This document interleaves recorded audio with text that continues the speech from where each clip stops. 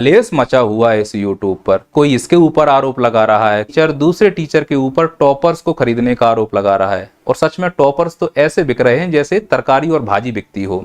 विपक्षी पार्टियां सरकार के ऊपर लोकतंत्र को खत्म करने का आरोप लगा रही हैं।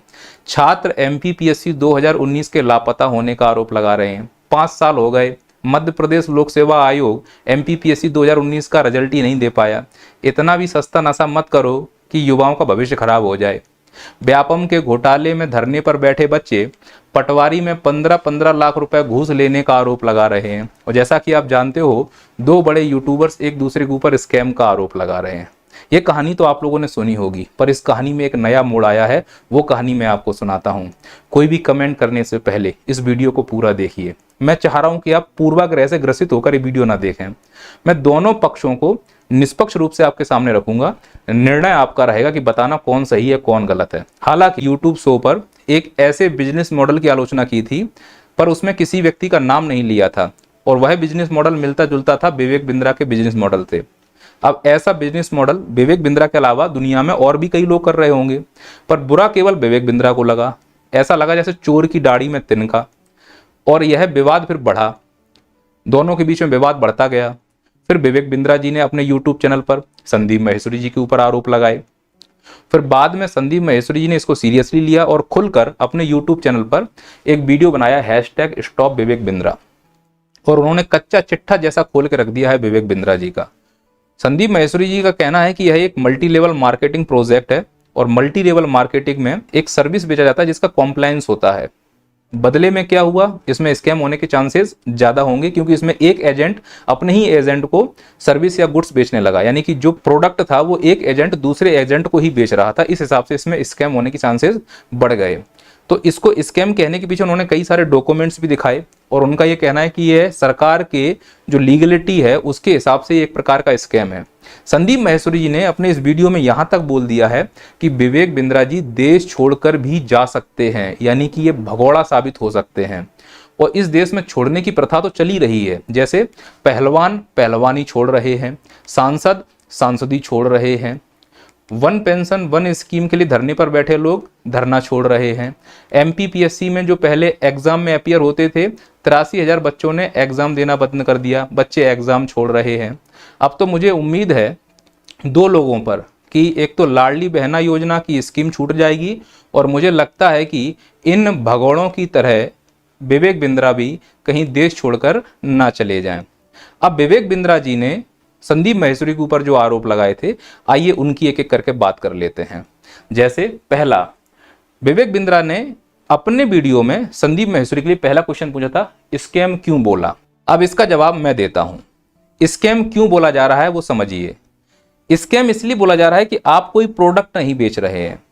दूसरा, जब आप ये अपना मॉडल बेच रहे थे तो आपने स्पष्ट रूप से कहा था कि यदि आपको सफलता नहीं मिली तो ये पैसा आप मुझसे ले जाना, यानी 10 लाख रुपए अगर नहीं कमाते हो तो मैं जिम्मेदार हूं आपका पैसा रिटर्न करने के लिए। इस लिहाज से कहा जा सकता है कि आप स्कैम कर रहे हैं। या तो लोगों को 10 लाख का फायदा पहुंचाओ, नहीं तो उन गरीबों का पैसा वापस करो। गरीब का पैसा है, हराम का पैसा नहीं है।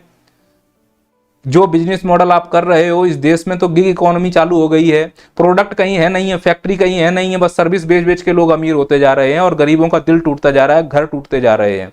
दूसरा सवाल, संदीप माहेश्वरी जी भी तो स्कैम कर रहे हैं। अब इसका जवाब मैं देता हूं। संदीप माहेश्वरी जी कैसे स्कैम कर रहे हैं, जरा आप इस चीज को समझें।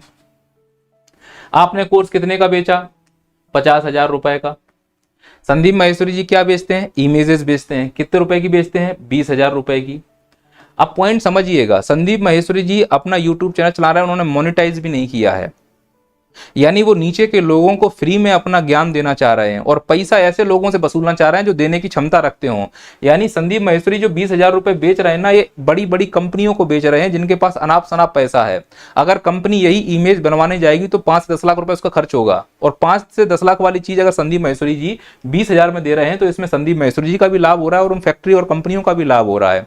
यानी संदीप माहेश्वरी जी अमीरों को लूट रहे हैं, तो एक प्रकार से वो रॉबिन हुड हुए, और तुम गरीबों को लूट रहे हो तो तुम मेरे हिसाब से लुटेरे हुए हो, इसलिए तुम स्कैम कर रहे हो। क्योंकि तुमने स्पष्ट कहा है कि 10 लाख रुपए की इनकम होगी। तुमने बड़े बड़े वादे यूं कर दिए, यूं बिजनेस चलेगा, यूं रन होगा, ऐसे होगा वैसे होगा। और जो लोग गरीब थे, कर्जा लेकर आए थे, वो पैसा डूब गया। कई लोगों ने आत्महत्या कर ली तुम्हारे इस झूठे मॉडल की वजह से। और ये चीज तुमने अपने यूट्यूब चैनल पर भी एक स्वीकार की है कि हाँ, हमसे गलती, आप अपनी गलती से इसकी भरपाई नहीं कर सकते।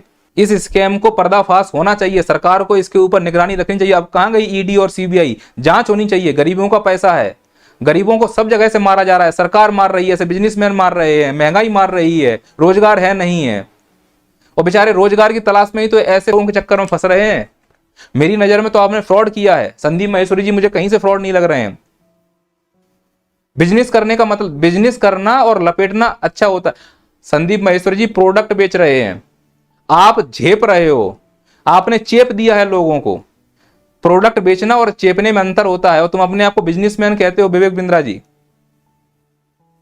और संदीप माहेश्वरी जी के ऊपर आप आरोप लगा रहे हो। हर व्यक्ति अपना जीविका उपार्जन के लिए करेगा ना, पर संदीप माहेश्वरी जो बिजनेस कर रहे हैं वो भले ही अपनी इमेजेस को कितने लाख में बेचते हैं। संदीप माहेश्वरी जी ने भले ही एक बड़ा सा एड दिया था 68 लाख 70 लाख का 1-to-1 बिजनेस के लिए, गरीब के लिए नहीं था। वो 38 लाख रुपए जो 1-to-1 बिजनेस 2 घंटे लिए दे सकता है, उसके पास अनाप शनाप पैसा है।